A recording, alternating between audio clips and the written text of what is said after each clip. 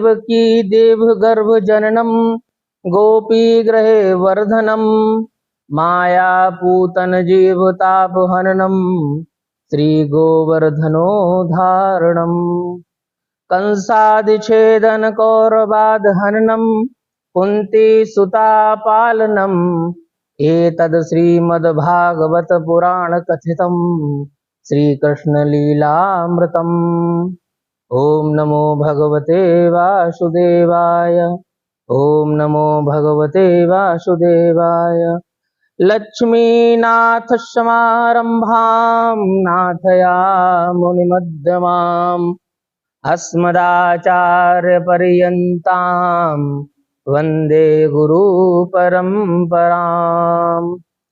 श्रीमन्नारायण नारायण नारायण भजमन्नारायण नारायण नारायण श्रीमन्नारायण नारायण नारायण।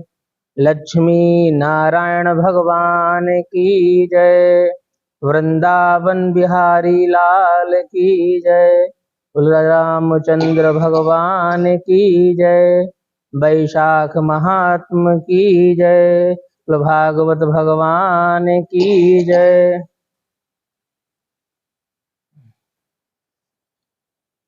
कल तक हम लोगों ने वैशाख मास के महात्म के दूसरे अध्याय की कथा का श्रवण किया था। अब हम लोग आज तृतीय अध्याय का श्रवण करेंगे।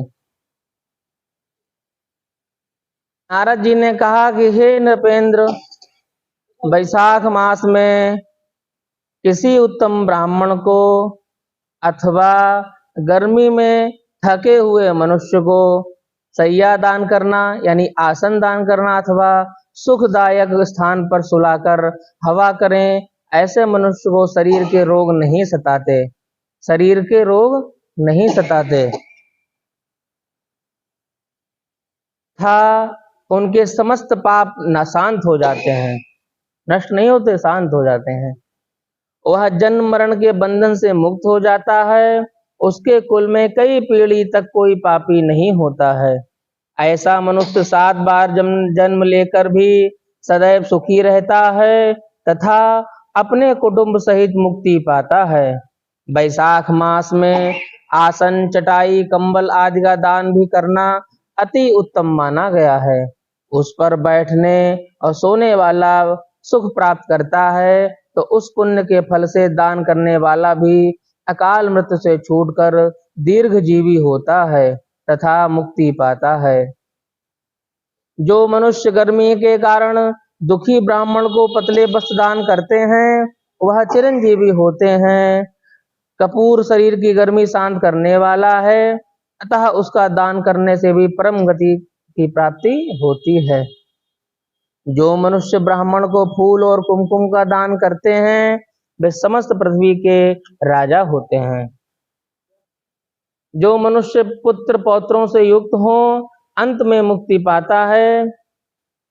चंदन तथा हल्दी का दान त्वचा के दुख दूर करता है।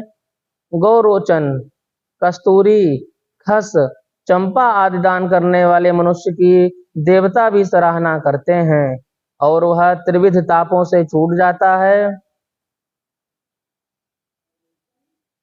कस्तूरी और खस और चंपा, ये सभी नहीं, आदि लिखा है। आदि दान करने से, इनमें से कोई भी चीज है दान करने से त्रिविध ताप जो होते हैं ना, केतकी और मल्लिका का दान करने वाला व्यक्ति विष्णु की आज्ञा से वैकुंठ लोक को प्राप्त होता है। नारियल, सुपारी तथा अन्य सुगंधित पदार्थ दान करने वाला मनुष्य 7 जन्मों तक ब्राह्मण कुल में उत्पन्न होकर ज्ञानी बनता है। जो मनुष्य विश्राम गृह बनवाकर दान करते हैं, उनके पुण्य का फल अकथनीय है, यानी कहने योग्य नहीं है, यानी कहा नहीं जा सकता। जो मनुष्य यात्रियों के विश्राम के लिए मार्ग में बाग लगवाते हैं, कुएं खुदवाते हैं तथा तालाब, झोपड़ी आदि बनवाते हैं, वह अत्यंत धर्मात्मा होते हैं और उनकी संतानें भी उसी के समान धर्मात्मा होती हैं। सुपारी, नागवल्ली, कपूर, अगर सहित तांबूल का दान करने से यश, धैर्य और धन की प्राप्ति होती है। जो व्यक्ति शीतल पदार्थों, नागवल्ली एक औषधि है। अब वो पंसारी की दुकान पर लगभग उम्मीद है, बाकी ये सब तो जो है बिरला चीजें हैं।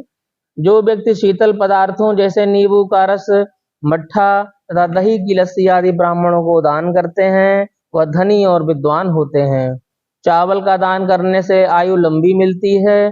शुद्ध गाय का घी दान करने से अश्वमेध यज्ञ का फल प्राप्त होता है। मेष की संक्रांति में ककड़ी और गुड़ का दान करने से पापों का नाश होता है। सूर्य की तपन को शांत करने के लिए ईख का दान करना चाहिए अथवा गन्ने का दान करना श्रेयस्कर है। सायंकाल की थकावट को दूर करने के लिए पके फलों का दान करने वाले के पितरों को अमृत पान का फल प्राप्त होता है और उस मनुष्य को सायुज्य मुक्ति मिलती है। जलयुक्त कुंभ का दान पितरों तथा गया श्राद्ध करने जैसा फल प्राप्त करता है। इसी के साथ में तृतीय अध्याय की कथा जो है वैशाख मास के यहीं संपन्न होती है। अब